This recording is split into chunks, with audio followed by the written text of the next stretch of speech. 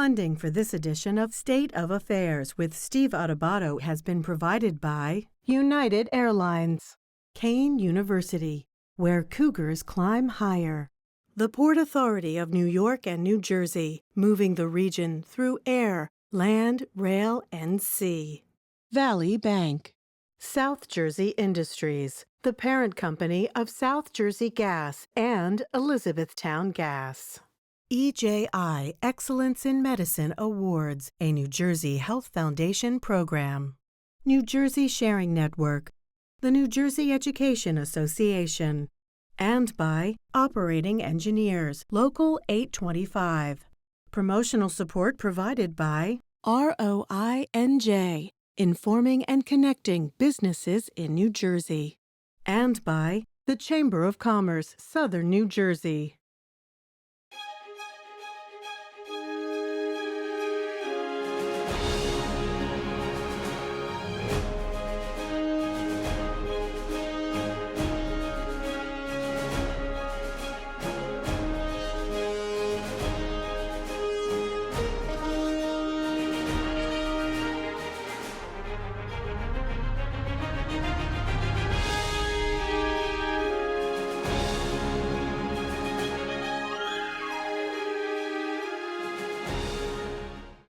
Hey everyone, Steve Adubato. We kick off the program with the mayor of Elizabeth, New Jersey, Chris Ballwidge, who has been the mayor since how long, Mayor? I was first elected in the 1992 election. Why Elizabeth for you? I was born and raised in the north end part of the city, near the airport, went to Blessed Sacrament Grammar School, St. Mary's High School, grew up to be the mayor of the fourth largest city. Pretty cool. For people who don't understand or appreciate what Elizabeth is, describe the town. So it's a very urban community, and we were home to Singer Manufacturing, which young people aren't going to recognize, but made every single sewing machine in this country since the late 1800s. And then during World War II, it housed over 40,000 workers for the war effort on 3 shifts. The city of Elizabeth has been a hub of urban activity for hundreds of years. And in the last 30, 40 years, we've really reoriented the economy into a service economy, taking advantage of Newark Airport, taking advantage of the seaport, and making sure we have the ancillary businesses and that part of the community to deal with those massive structures. And as the mayor talks about Newark Airport, part of the airport is in Newark, part of the airport is in Elizabeth. And same thing with the port, correct? Correct. Half of Newark Airport roughly is in the city of Elizabeth. All of the new Terminal A is in the city of Elizabeth. The old Terminal A is in Elizabeth. And Port Elizabeth, Port Newark, I don't want to disparage my friends in Newark, but Elizabeth has the bulk of the shipping operation, but it always goes by Port Newark. And containerization that you see all of these trucks was started in Port Elizabeth by a gentleman by the name of Malcolm McLean, who formed Sealand Services, which originated here in the late 1950s. And by the way, this interview with the mayor is part of our series called Urban Matters. We're doing it in cooperation with Kean University, that the mayor knows well, and the John S. Watson Institute for Urban Policy and Research. So Mayor, let me try this. What would you say the most pressing challenges Elizabeth faces, the citizens of Elizabeth, are? Well, right now, one of the good problems we have is we have a lot of traffic.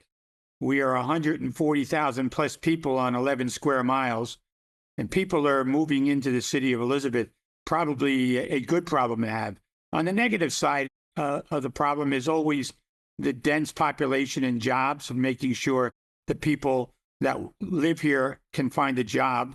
The second thing is, immigration is an issue here in the city of Elizabeth as well. Over the last year, our school system has lost about 4,000 students, and that's going to impact our budget next year with less revenue coming from the state and federal government. And it's going to cause difficulty, whether it's closing of classrooms, whether it's less schools.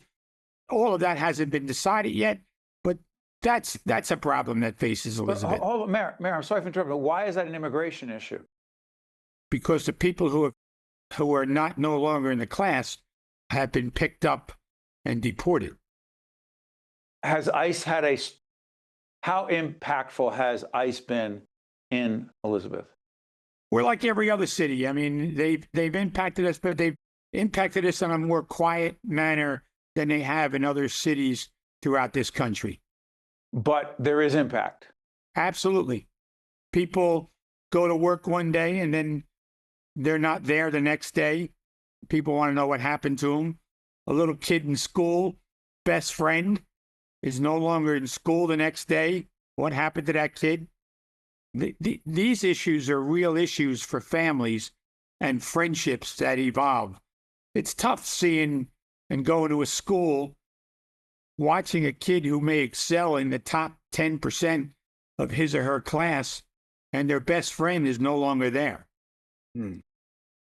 Mayor, you've got a grant. I believe it's a grant. Elizabeth got a grant of $217,000 in the Clean Communities Funding Program.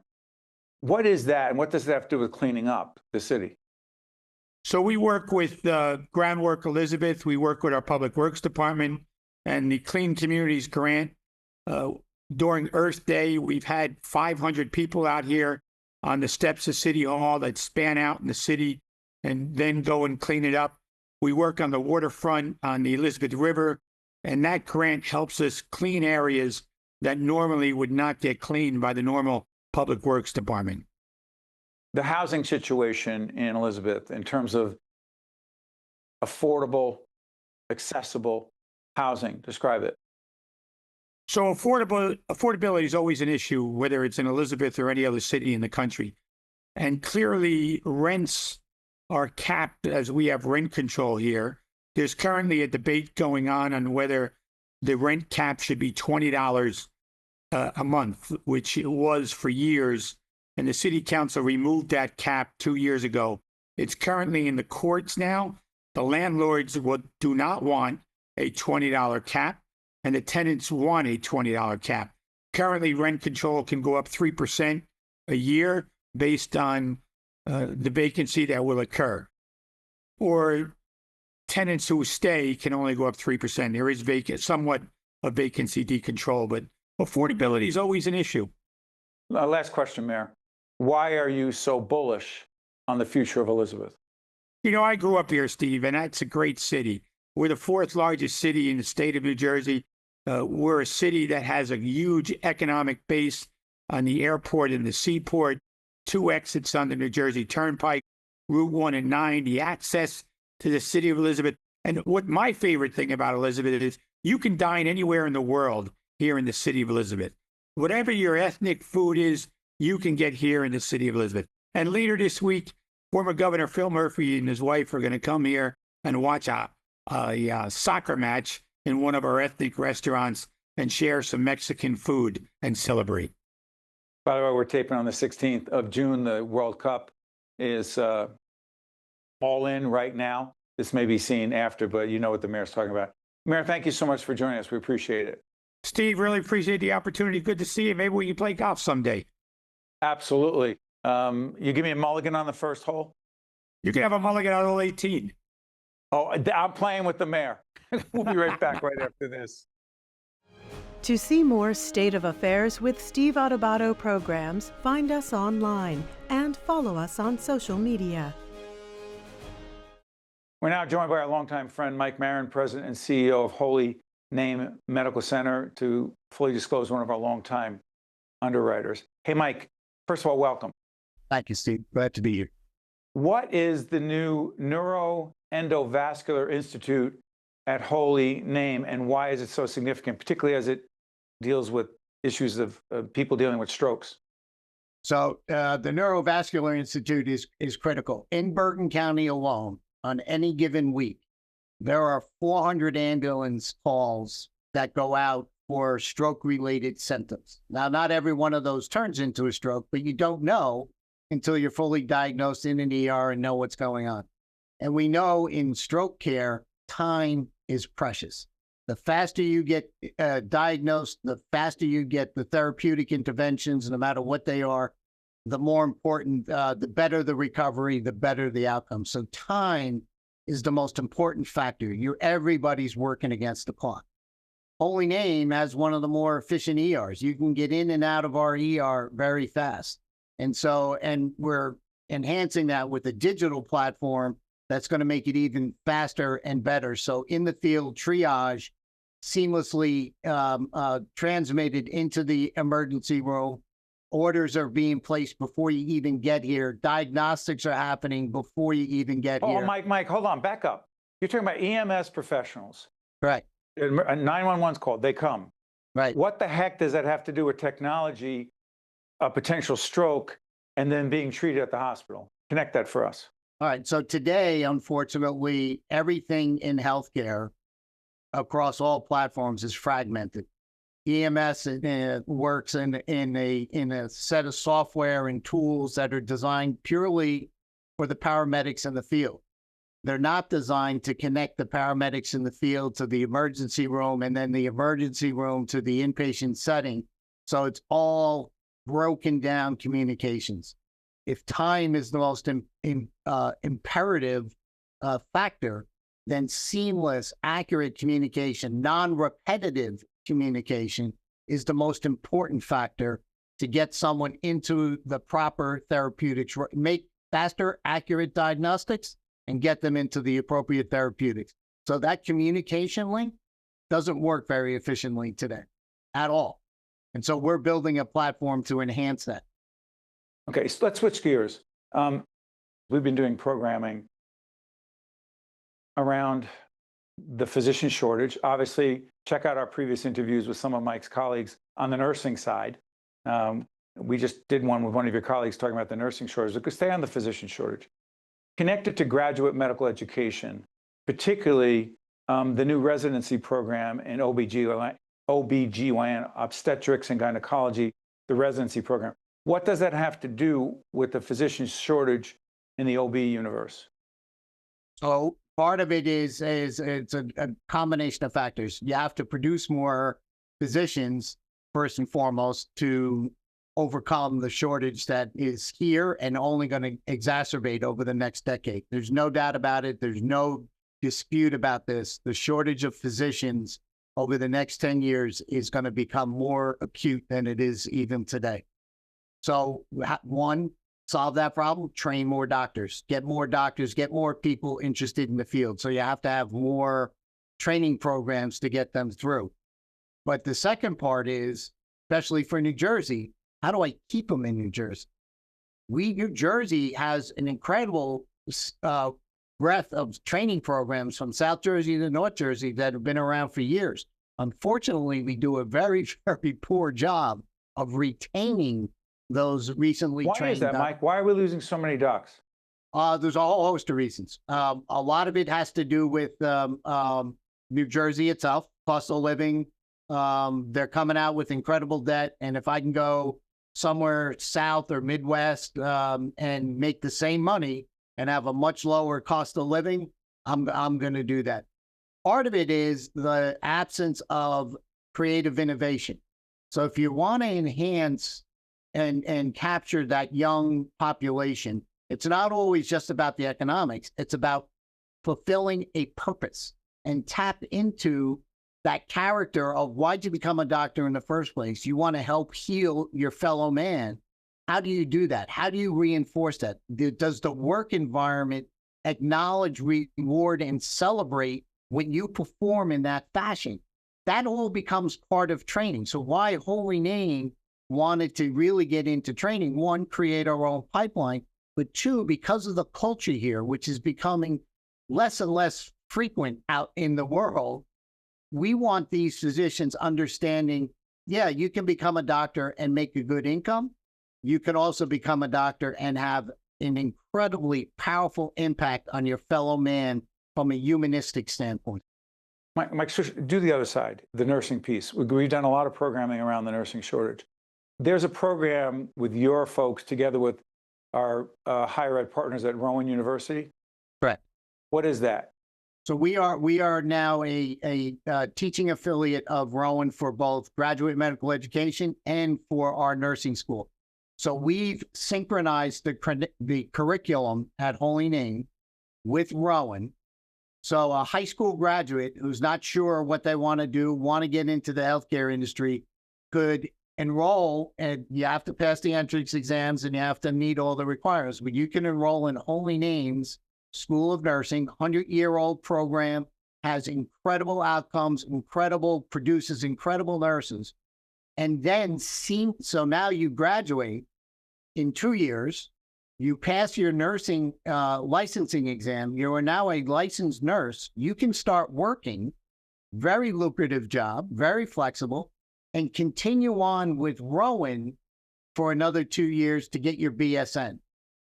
Are there more and more partnerships, or should there be? Because I know your Neuroendovascular Institute is tied to Columbia. Correct. Columbia University. Do you see hospital systems and higher education collaborating more and more, Mike? I think they have to. I think because you need that higher education, you need that caliber of training. The sophistication of healthcare is only intensified, and that's not going to diminish. It's going to get worse.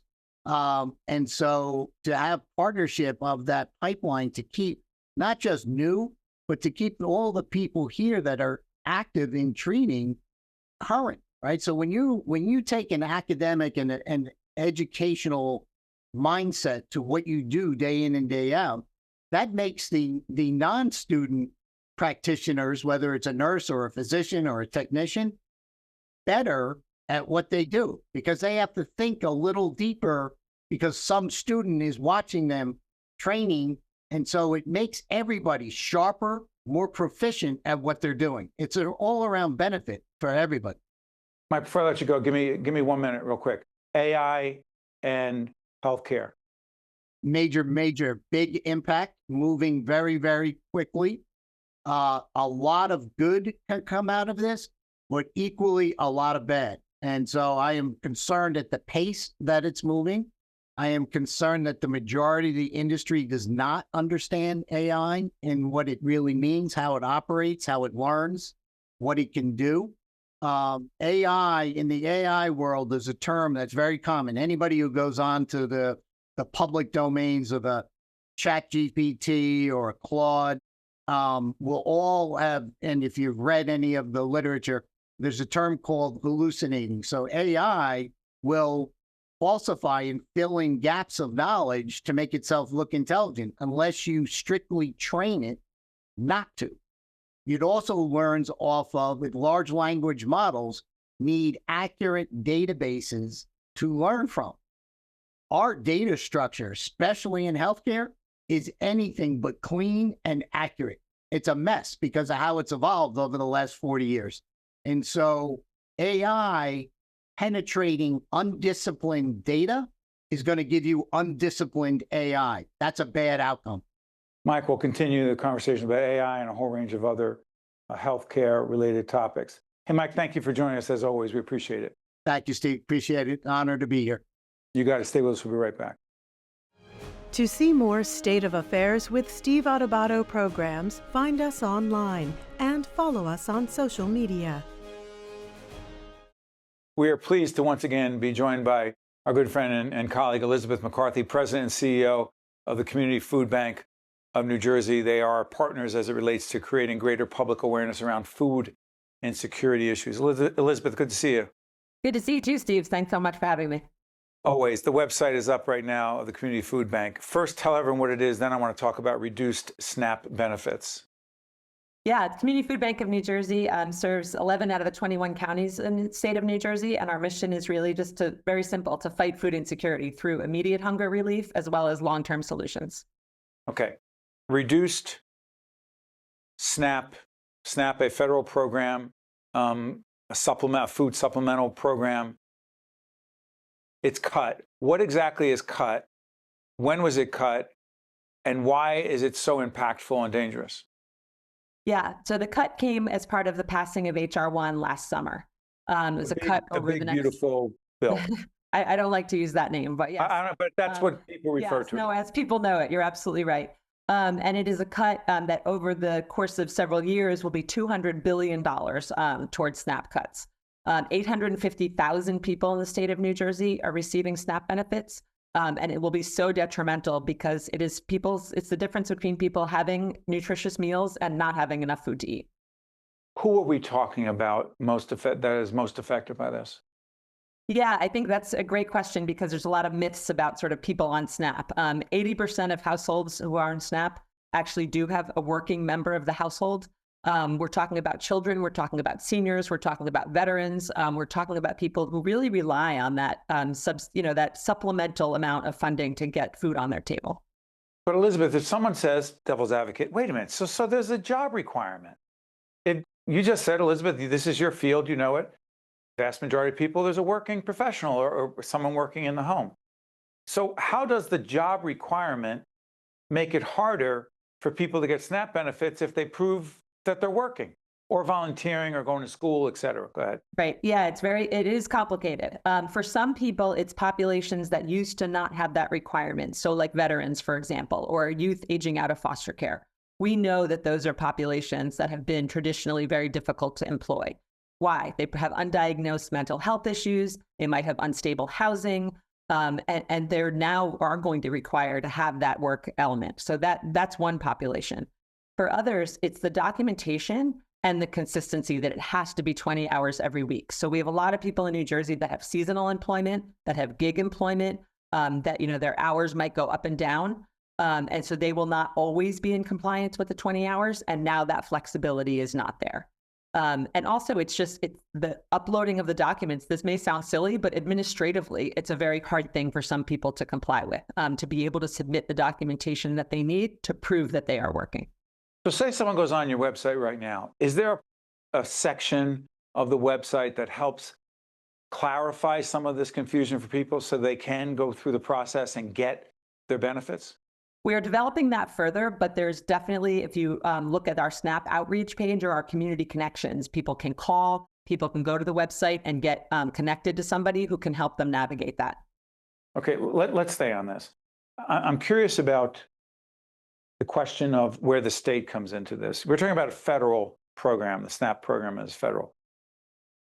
What is the role, from your perspective, Elizabeth, of state government, state funding, state programs as it relates to addressing food insecurity in the state of New Jersey with 9 million people?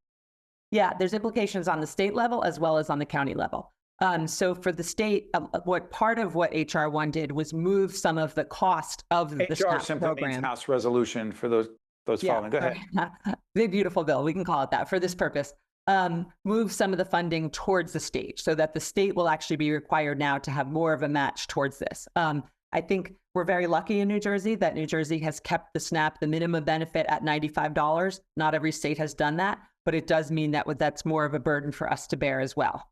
And then New Jersey has a very county-based system. So the place where people go to get their SNAP benefits and to stay in compliance is at the county level, which means that there isn't always consistency so far, through no fault of their own, but that in what that requirement will look like and how it's going to be implemented, because the federal government hasn't been entirely clear about what it should look like. So that's still evolving, even as people are being removed from the SNAP rolls already. Elizabeth, what impact has all this had on the community food bank? We're really just starting to see the impact because the first people who lost their benefits started in May. But we are already hearing from our pantry partners that they are having people come to them and say, I got to the grocery store, I didn't know I didn't have SNAP anymore, and there was nothing on my card. So that's very concerning. The anxiety that goes into that and sort of the stress level for people of really not understanding the new qualifications is very concerning. And it's just— Hold on one second. I'm sorry for interrupting. So your SNAP card, it's like an ATM card, right? Exactly. You're saying it's not inconceivable, clearly, that someone would have a card that has no money on it, but you wouldn't know it. Right. They could go into their portal to check, but I think like anything, if you're consistently getting that month after month, maybe you're just used to going to the grocery store and having the funding there. And so people have gone, like they did in November with the government shutdown, and found that they did not have SNAP benefits. So how does the federal government, how does government communicate to people, hey, you don't have these benefits anymore, or you do? Yeah, the communication's been really tough. It's been very surprising to us talking to SNAP recipients, as we do often, to hear how little people were informed about it. And I'm not saying that they haven't mailed things out, but you know how it is. You get mail, you get a lot of mail, you get a lot of, paper in the mail that people are maybe reading not as closely as they should. It's also not always geared. We've been trying to put in a bill to lower the reading level of the materials that are put out because it's a complicated system. Any of us who've tried to fill out government forms for anything knows it can be complicated. And this is very similar. Before I let you go, the role of the Community Food Bank of New Jersey in all this, and you're talking about helping people navigate the system. You're talking about communicating with the pantries that you serve. Anything else we're missing in terms of the role of Community Food Bank? About 40 seconds left. Yeah, I mean, the big part is those people helping people navigate SNAP. And then also, unfortunately, Say it again. People help. Say it again. People helping helping people navigate SNAP. So with the work requirements, all of that, really understanding what it means and how they can fulfill the requirements. And then also we're the last resort. We are where people are going to turn if they cannot get their SNAP benefits restored. And one more time, people go on the website. What tabs are they looking for? They can look for community connections or SNAP, and they will, if you just search in there, and if they need to find food, there's a key called Find Food where you can put in your address and it will tell you where to find food near you. Elizabeth McCarthy, President and CEO of a great organization making a difference every day, the Community Food Bank of New Jersey. Elizabeth, thank you. Thank you, Steve. You got it. I'm Steve Adubato. We thank you so much for watching. We'll see you next time. State of Affairs with Steve Adubato is a production of the Caucus Educational Corporation.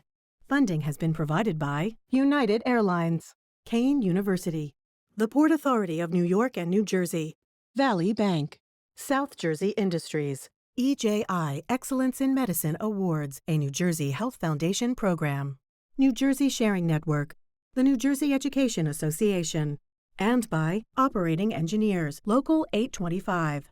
Promotional support provided by ROINJ and by the Chamber of Commerce, Southern New Jersey. The EJI Excellence in Medicine Awards was established in 1939, shining a light on New Jersey's healthcare leaders. Current awards include excellence in medicine, research, medical education, and community service. EJI also funds annual scholarships to medical, dental, pharmaceutical, and physician assistant students throughout the state. Learn more at ejiawards.org.